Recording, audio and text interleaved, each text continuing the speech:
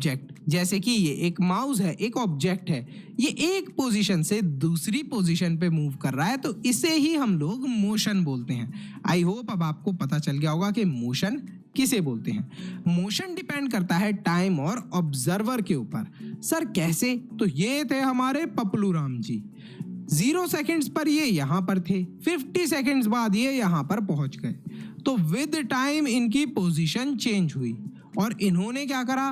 Position change हुई तो इन्होंने मोशन करा। तो मोशन किसके ऊपर डिपेंड करता है? On time. जैसा हमने अभी पढ़ा था कि पोजीशन चेंज होने को ही तो हम लोग मोशन बोलते हैं। फिर किस चीज के ऊपर डिपेंड करता है मोशन? ऑब्जर्वर के ऊपर। देखो, अब पपलू राम जी बड़े ही मजे से अपनी फ्रेंड खिचड़ी के साथ बोट पर घूम रहे थे। क्या किसी का नाम खिचड़ी हो सकता है? कमेंट करना। अब पपलू राम जी और खिचड़ी मजे से बोट पर घूम रहे थे। बोट की स्पीड थी 50 किलोमीटर पर आवर, मतलब कि बहुत अच्छी खासी तेज स्पीड थी बोट की। दूर से आप इन्हें देख रहे हो तो इनकी स्पीड काफी ज्यादा आपको कैसी लग रही है? स्लो। बट स्लो है क्या एक्चुअली में इनकी स्पीड? नहीं, स्पीड तो फास्ट है। अब ये किसको पता है कि स्पीड फास्ट है? खिचड़ी को पता है और इनको पता है पपलू राम जी को कि भाई स्पीड तो फास्ट है, लेकिन आपको इनकी स्पीड स्लो लग रही है। तो जो मोशन है वो ऑब्जर्वर के ऊपर भी डिपेंड करता है। अगर आप किसी चीज को देख रहे हो तो शायद वो आपको स्लो भी लग सकती है।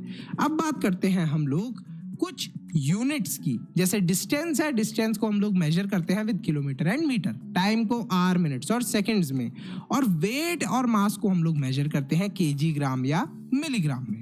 अब इतने सारे यूनिट्स होने की वजह से एक कंफ्यूजन होने लगी। कंफ्यूजन क्या होने लगी?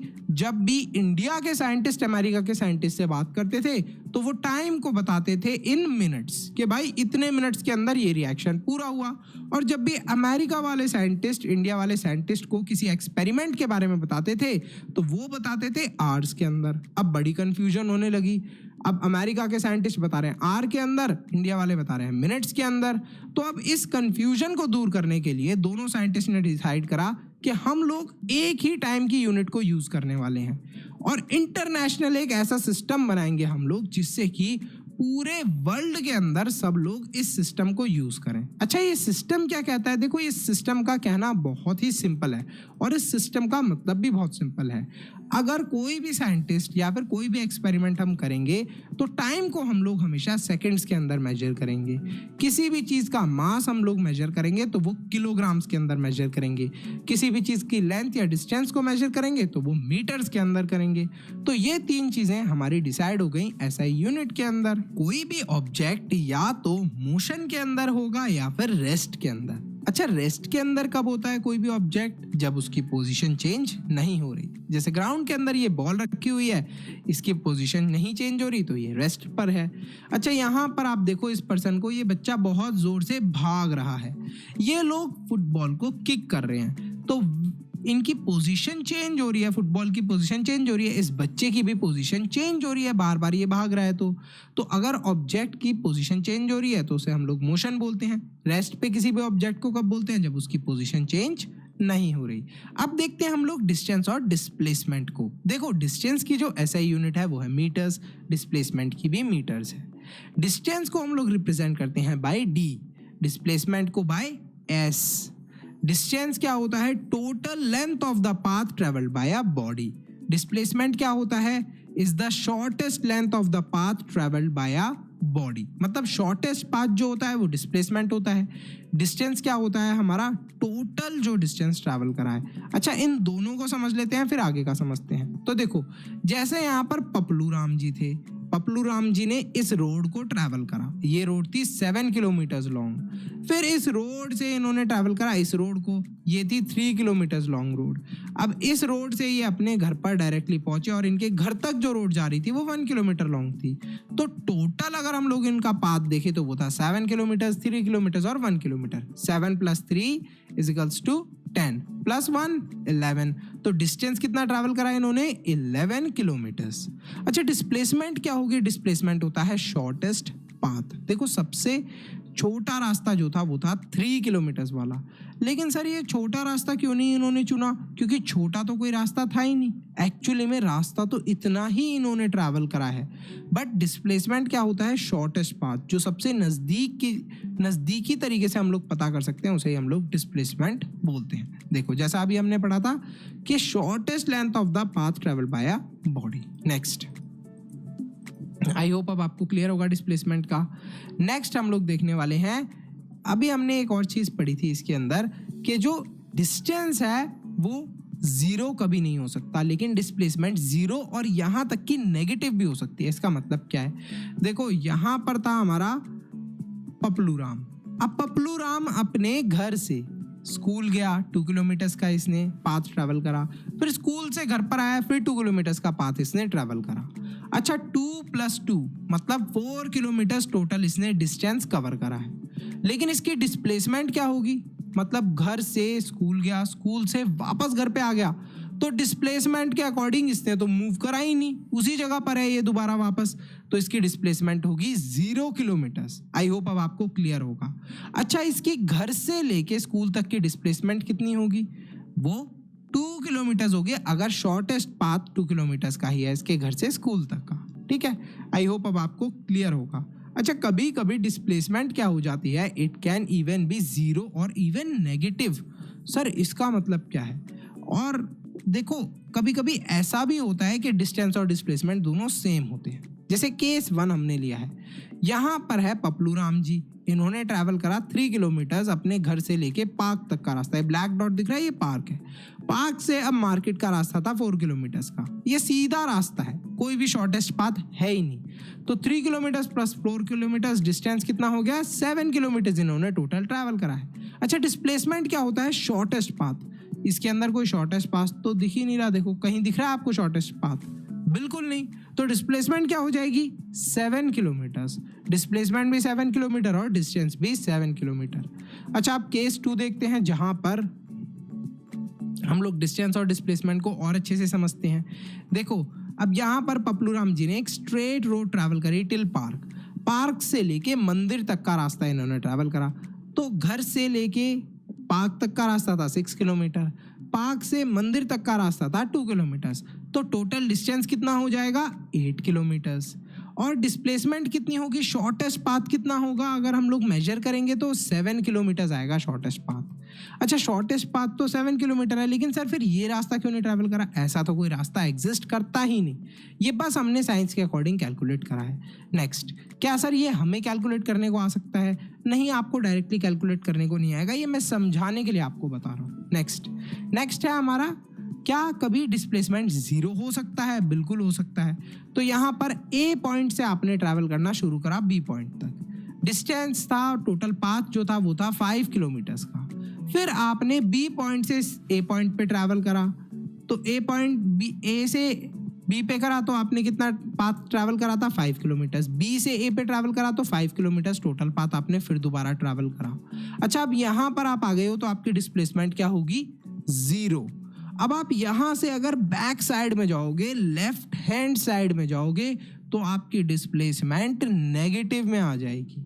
तो डिस्प्लेसमेंट क्या आ जाएगी आपकी? It will be -2 kilometres. देखो प्लस में 5 किलोमीटर्स आपने ट्रैवल करा राइट हैंड साइड, और लेफ्ट हैंड साइड में आपने 7 किलोमीटर्स ट्रैवल करा, तो -7 + 5 प्लस, अब आपको पता ही है हम लोग जब सॉल्व करेंगे तो क्या आ जाएगा? -2 किलोमीटर्स। अच्छा, डिस्टेंस कितना हुआ टोटल? देखो ए से लेके बी तक का डिस्टेंस था 5 किलोमीटर्स, बी से लेके ए तक का डिस्टेंस भी 5 किलोमीटर्स होगा। अब ए से लेके सी तक का डिस्टेंस है टोटल 2 किलोमीटर्स। तो सबसे पहले ए से बी का 5 किलोमीटर्स, बी से ए का 5 किलोमीटर्स, 5 + 5 10 किलोमीटर्स। अब ए से सी का 2 किलोमीटर्स और जोड़ लो तो कितना हो गया? टोटल कितना हुआ हमारा distance? That will be 12 kilometres. I hope अब आपको पता चल गया होगा कि डिस्टेंस कितना था और डिस्प्लेसमेंट -2 थी। तो ऐसा भी होता है कभी कभी कि डिस्प्लेसमेंट नेगेटिव होती है। अरे अरे, एक बहुत ही इंपॉर्टेंट चीज तो तुम करना ही भूल गए। फटाफट वीडियो को लाइक कर दो और चैनल को सब्सक्राइब कर दो। सब्सक्राइब के साथ में ज्वाइन का बटन होगा, उस पर क्लिक करके आप मेंबर भी बन सकते हो। अब मेंबर बनने के क्या बेनिफिट है और मेंबरशिप क्या चीज है? मेंबरशिप पेड है और मेंबर बनने के आपको बहुत सारे बेनिफिट्स मिलने वाले हैं जो आपकी पढ़ाई में बहुत हेल्प करेंगे। एक तो आपके डाउट्स फटाफट क्लियर कर दिए जाएंगे अगर आप मेंबर बनते हो। एक्सक्लूसिव लिंक मिलने वाला है आपको नोट्स का, जिन नोट्स से हम लोग पढ़ा रहे हैं वीडियोस के अंदर वो आपको मिलने वाले हैं। सैंपल पेपर्स मिलने वाले हैं। अब ये जो सैंपल पेपर्स हैं ये बहुत इंपॉर्टेंट है, आपकी पूरी एग्जाम के लिए प्रैक्टिस हो जाएगी अगर आपने इन सैंपल पेपर्स को सॉल्व कर लिया। और इन सैंपल पेपर्स की हेल्प से ही आप 95 प्लस स्कोर कर सकते हो। और भी बहुत सारे बेनिफिट हैं, लेकिन अब हम आगे अपने वीडियो को कंटिन्यू करते हैं। अब हम डिफरेंस देखने वाले हैं स्पीड और वेलोसिटी के बीच में। जो स्पीड होती है उसकी एसआई यूनिट होती है मीटर पर सेकेंड, वेलोसिटी की एसआई यूनिट होती है मीटर पर सेकेंड। स्पीड को हम लोग रिप्रेजेंट करते हैं v से और वेलोसिटी को रिप्रेजेंट करते हैं वेक्टर v से। अच्छा, स्पीड स्केलर क्वांटिटी होती है और वेलोसिटी वेक्टर क्वांटिटी। इनका क्या मतलब है? देखो, वेक्टर क्वांटिटी का मतलब होता है कि जो वेलोसिटी है उसे डायरेक्शन की भी ज़रूरत होती है और जो स्पीड होती है उसको डायरेक्शन की ज़रूरत नहीं होती। बस इतना ही मतलब होता है वेक्टर और स्केलर क्वांटिटी का। स्केलर वो वाली क्वांटिटीज़ होती हैं जिन्हें डायरेक्शन की ज़रूरत नहीं होती। वेलोसिटी के अंदर जो हमने देखा था, velocity is a vector quantity. Vector quantity वो वाली क्वांटिटीज़ होती हैं जिन्हें डायरेक्शन की ज़रूरत पड़ती है। इसको याद कैसे रखना है? ये देखो, वेक्टर v बनाया था मैंने, v के ऊपर एरो बनाया है, तो इसी से आपको याद रहना चाहिए कि एरो से क्या पता चल रही है हमें, डायरेक्शन किसी भी जगह की। तो हम लोग क्या बोल देंगे कि वेलोसिटी को डायरेक्शन की ज़रूरत पड़ती है। अच्छा, फॉर्मूले क्या है इनके?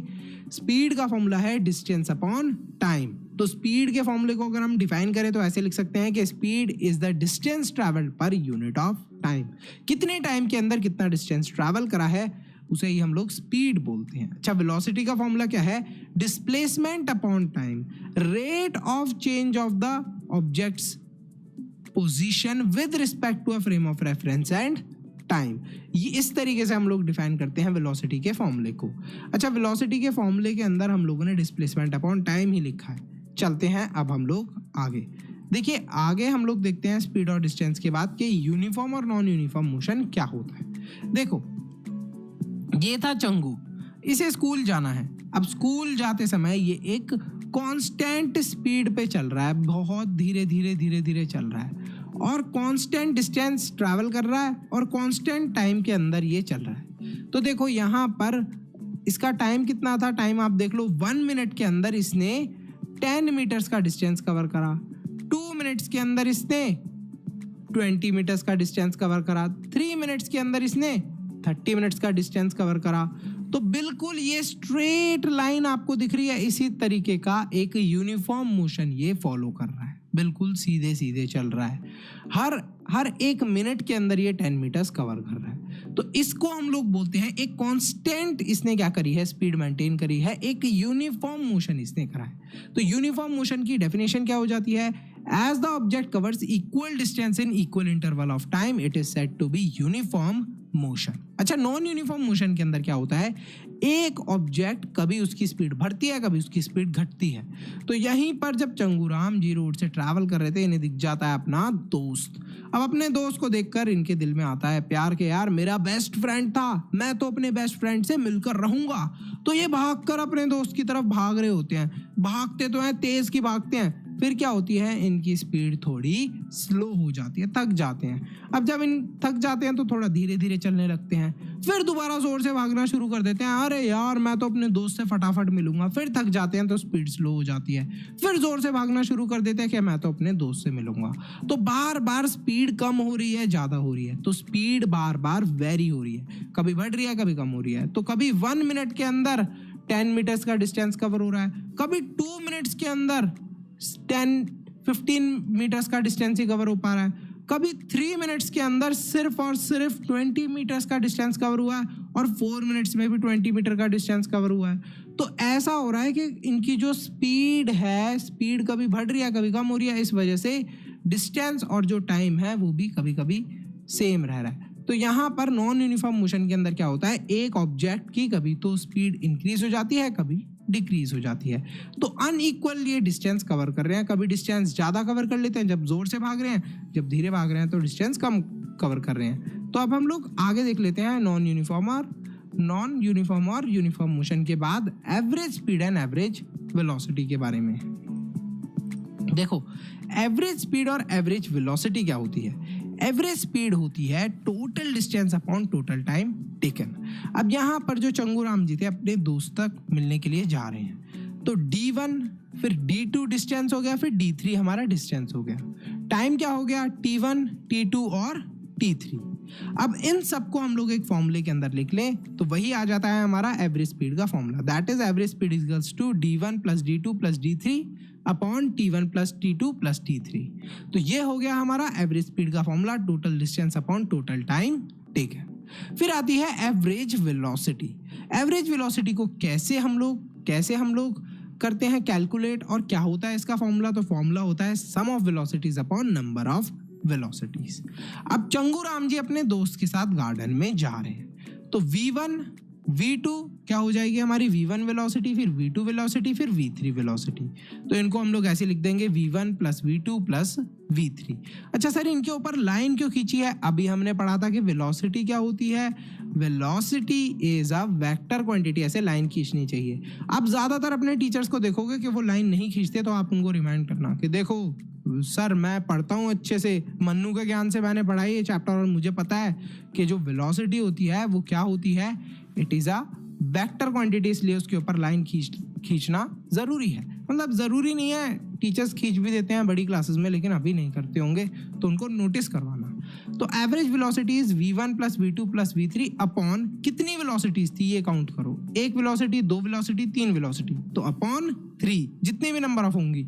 मान लो 4 वेलोसिटीज होती मैं 4 लिखता, 5 होती तो 5 लिख देता है यहाँ पर। तो ऐसे हमारी एवरेज वेलोसिटी भी निकल जाती है। आई होप यहाँ तक अब आपको क्लियर होगा। अब समझते हैं एक्सेलरेशन के बारे में। तो एक कार है जो खड़ी हुई है, ये कार चिंटू के पापा की है। चिंटू के पापा ने बोला बेटा चलो चलो स्कूल चलते हैं। अब ये चिंटू के पापा इस कार को चलाकर स्कूल में ले गए। अच्छा, ये कार जब स्टार्ट हुई थी तो उस पॉइंट को हम लोग बोलते हैं इनिशियल वेलोसिटी, और इनिशियल वेलोसिटी को हम लोग रिप्रेजेंट करते हैं U से। फिर आती है फाइनल वेलोसिटी, मतलब जब ये कार स्कूल पहुंच गई। फाइनल वेलोसिटी को हम लोग रिप्रेजेंट करते हैं V से। अच्छा, घर से स्कूल जाने के लिए कुछ टाइम तो लगा होगा, तो उसी को हम लोग रिप्रेजेंट करते हैं time is equals to T। अच्छा, अब आप देखो ये कार जब खड़ी हुई है तो इसकी इनिशियल वेलोसिटी ऑब्वियसली 0 होगी। जब इस कार ने मूव करना स्टार्ट करा, तो आपने इस कार को मूव करा, मतलब कि इसकी जो वेलोसिटी थी उसके अंदर आप चेंज लेकर आए। स्टार्टिंग में इसकी वेलोसिटी 0 थी जब खड़ी हुई थी, तो अब जब चेंज आएगा इसकी वेलोसिटी के अंदर, मान लो 20 होगी, 30 होगी, 40 होगी, किस चीज़ की हेल्प से हो रही है? कार के अंदर एक रेस वाला होता है ना, जिसको आप दबाते हो, उसे हम लोग एक्सेलरेटर भी बोलते हैं। तो एक्सेलरेशन जैसे ही गाड़ी के अंदर हुई, गाड़ी की स्पीड जैसे ही बढ़ी, हमने देखा कि वेलोसिटी भी इंक्रीज हो रही है। तो एक्सेलरेशन जो होती है वो पॉजिटिव होती है। Velocity of a body increases. किसी भी कार, जैसे ये कार थी, इसकी स्पीड इंक्रीज हो रही है एक तरीके से, तो हम लोग बोलेंगे कि एक्सेलरेशन हो रही है, पॉजिटिव एक्सेलरेशन हो रही है। अच्छा, क्या हो अगर इस कार की जो वेलोसिटी थी वो कितनी हो गई? It is 40, for example take 40। अब जैसे ही एक स्पीड ब्रेकर आता है, कार की जो स्पीड है वो फिर दोबारा से कम हो जाती है, जो वेलोसिटी है वो कम हो जाती है गाड़ी की। तो अब क्या हो गया? हम लोग बोलेंगे कि जो रिटार्डेशन ऑफ एक्सेलरेशन हो गया, मतलब एक नेगेटिव एक्सेलरेशन हो गई, कम हो गई जो इसकी वेलोसिटी थी वो 40 से 30 हो गई, मान लो स्पीड ब्रेकर की वजह से।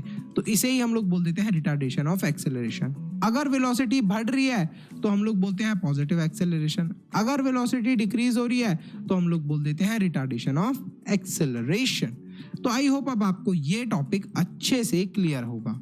अब हम इसी से कुछ न्यूमेरिकल समझ लेते हैं, जैसे कि चेंज इन वेलोसिटी हम कैसे पता लगा सकते हैं? Final velocity minus initial velocity, v minus u। अच्छा, ये हो गया हमारा चेंज इन वेलोसिटी। अच्छा, rate of change of velocity, rate of change की बात आ रही है, मतलब यहाँ पर टाइम आ जाएगा। तो एक्सेलरेशन के लिए ए लिखेंगे equals to v minus u upon t. अब जैसे ही आप इस फॉर्मूले को सॉल्व कर लोगे, आपका आ जाएगा rate of change of velocity, मतलब ये जो चेंज आया है कितने समय के अंदर और कितने एक्सेलरेशन का यूजेज हुआ है।